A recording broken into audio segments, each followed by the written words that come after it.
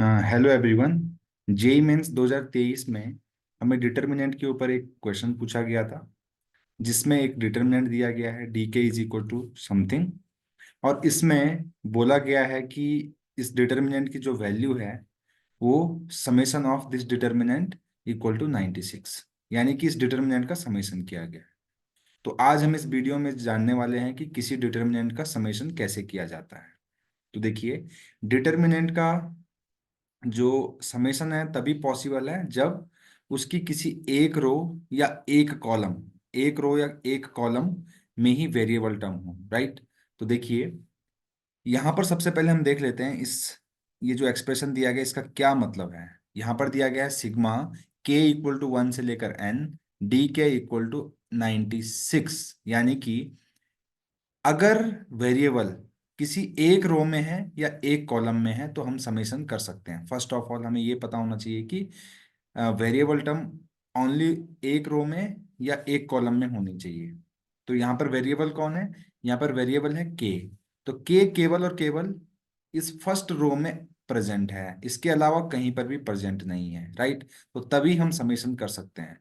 तो समेशन के लिए हम लिख सकते हैं summation of determinant only possible if element of a row or a column are variable। अब आप पूछ सकते हैं कि जिस अगर यहाँ पर ये वेरिएबल टर्म अगर मल्टीपल रोज में होती या फिर लेट से ओनली डायगोनल प्रिंसिपल डायगोनल के अलोंग होती या दूसरे डायगोनल के अलोंग होती, तो अगर ये कंडीशन सेटिस्फाई नहीं होती तो क्या हम समेशन नहीं कर सकते थे? तो हम बिल्कुल कर सकते हैं। समेशन हम किसी भी डिटर्मिनेंट का हमेशा कर सकते हैं, बट उस केस में हमें डिटर्मिनेंट की वैल्यू को पहले कैलकुलेट करना पड़ेगा, उसके बाद जो फाइनल एक्सप्रेशन होगा उसका सिग्मा करना पड़ेगा, राइट। बट अगर डायरेक्टली अगर हम समेशन करना चाहते हैं तो उसके लिए कंडीशन है कि किसी एक रो या एक कॉलम के अलोंग ही वेरिएबल होना चाहिए। तो आइए इस क्वेश्चन को सॉल्व करते हैं। तो यहां पर हम डायरेक्टली क्या कर सकते हैं, सिग्मा को सिग्मा को डायरेक्टली डिटर्मिनेंट के अंदर लेके जा सकते हैं जबकि किसी एक सिंगल रो या सिंगल कॉलम में अवेलेबल हो वेरिएबल टर्म, राइट।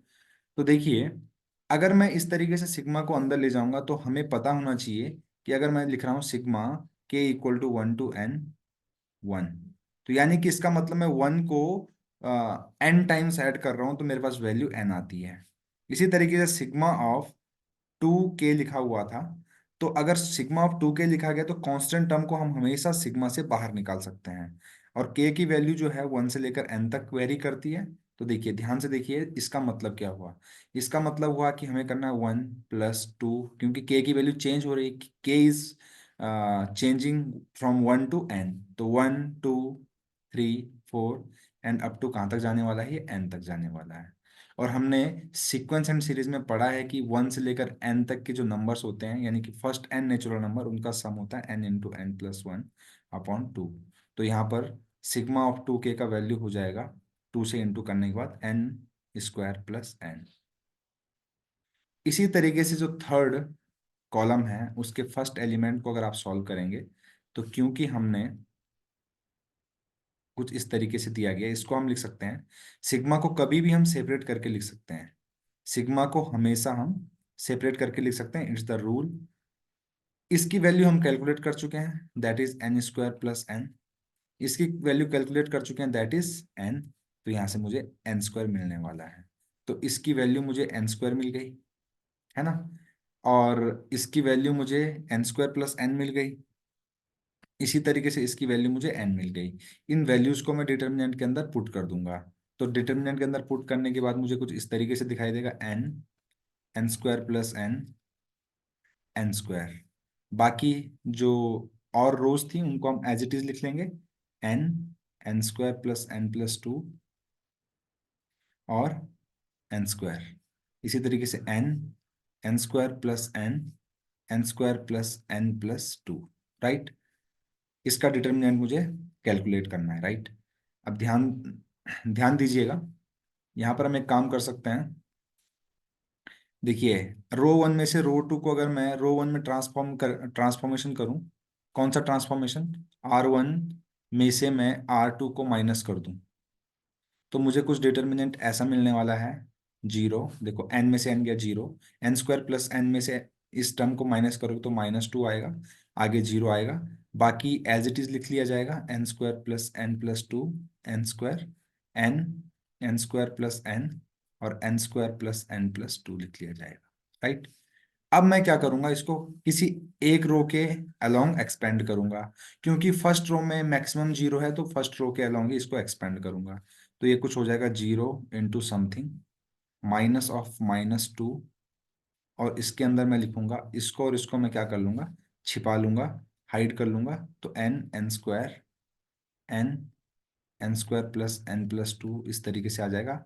इसको इसका मल्टीप्लीकेशन में से इसके मल्टीप्लीकेशन में माइनस कर दूंगा, प्लस जीरो, क्योंकि यहाँ पर जीरो है। अब अगर इसको सॉल्व करूंगा तो यहाँ से कुछ मिलेगा टू टाइम्स, और इसका वैल्यू 96 के बराबर दिया गया है, तो इसको हम नहीं भूलेंगे।